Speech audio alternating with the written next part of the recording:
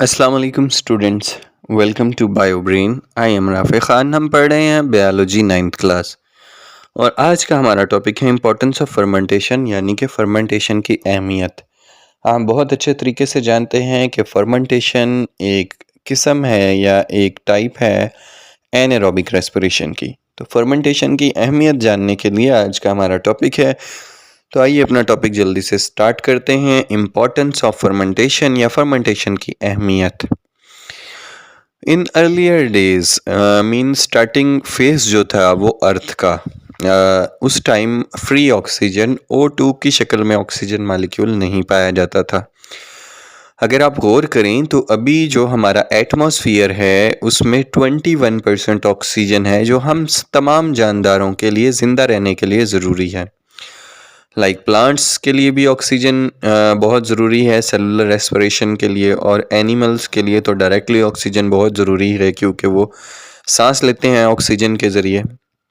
अच्छा, लेकिन जब ये ज़मीन बनी थी, वजूद में आई थी, तो एक थ्योरी है कि यहाँ पर ऑक्सीजन, फ्री ऑक्सीजन O2 की शक्ल में मौजूद नहीं थी जो डायरेक्टली हम इस्तेमाल कर सकें। तो स्टार्टिंग डेज़ में यहाँ पे कौन से लिविंग ऑर्गेनिजम्स पाए जाते थे? ऑब्वियसली वो माइक्रो ऑर्गेनिजम्स होंगे, माइक्रोब्स होंगे। तो वो क्या करते थे? वो एनारोब्स थे। एनारोब्स मीन्स उनको अपने काम करने के लिए एनर्जी चाहिए थी, रिप्रोड्यूस करने के लिए एनर्जी चाहिए थी, आगे नस्ल बढ़ाने के लिए एनर्जी चाहिए थी। तो एनर्जी आती है रेस्पिरेशन से, और ऑक्सीजन मौजूद थी नहीं, तो वो एनारोबिक रेस्पिरेशन करते थे। That's why we call them anaerobes.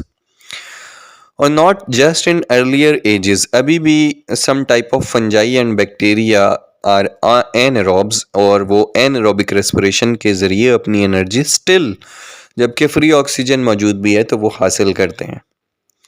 Same as in our skeletal muscle, हमारे जो ये स्केलेटल मसल्स हैं इनमें भी किसी ख़ास सिचुएशन में एनारोबिक रेस्पिरेशन होती है। वैसे तो एरोबिक रेस्पिरेशन ही होती है एनर्जी के लिए, बट अगर ये किसी स्ट्रेस में से गुजर रहे हैं, मतलब एक्सटेंसिव वर्कआउट कर रहे हैं, बहुत ज़्यादा वर्कआउट कर रहे हैं, in case of gym, exercise, running, तो क्या होगा कि हमारे मसल्स को एनर्जी की क्वांटिटी बहुत ज़्यादा चाहिए होगी, लेकिन ऑक्सीजन की सप्लाई जब लिमिटेड हो, हमारे लंग्स जितना काम कर रहे हैं उससे ज़्यादा अगर हमें ऑक्सीजन की सप्लाई चाहिए हो तो ऑक्सीजन लिमिटेड हो जाएगी, लेकिन एनर्जी हमें चाहिए क्योंकि वी आर डूइंग एक्सरसाइज।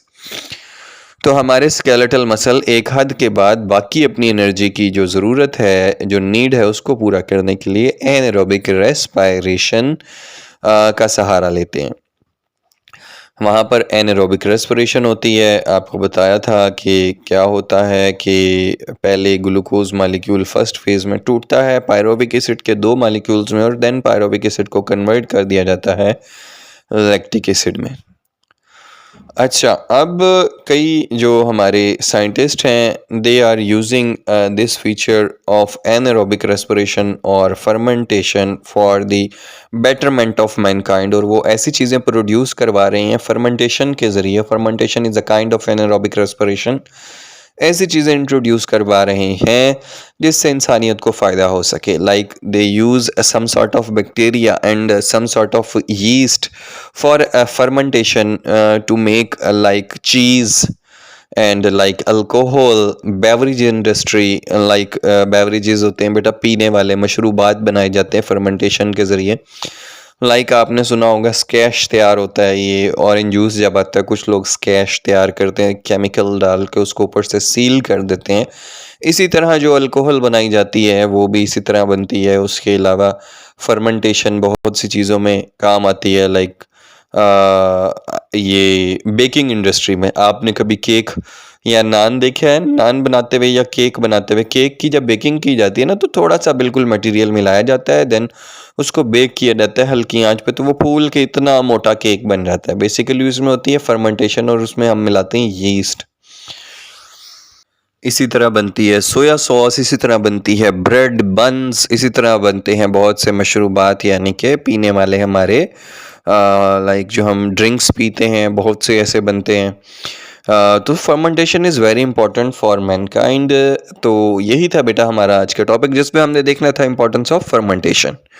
उम्मीद है आपको समझ आया होगा। छोटा सा आसान सा टॉपिक था, मेरी वीडियो को लाइक करना मत भूलिएगा। चैनल को अगर अभी तक सब्सक्राइब नहीं किया तो सब्सक्राइब कर लीजिए, बिकॉज़ डेली 6 बजे 9th क्लास की एक वीडियो अपलोड की जाती है और हम करते हुए इस तरह 8th चैप्टर पे आ गए हैं। इंशाल्लाह बहुत जल्द हमारा कोर्स ख़त्म हो जाएगा और हम रिवीजन भी स्टार्ट करेंगे। कोई भी प्रॉब्लम हो तो आप मुझसे कमेंट में क्लियरली क्वेश्चन कर सकते हैं। बहुत डिटेल आंसर दिया जाता है कमेंट में। आप हमें ज्वाइन कर सकते हैं दिए गए लिंक्स पे। अपना बहुत सारा ख्याल रखिएगा। अल्लाह हाफिज़।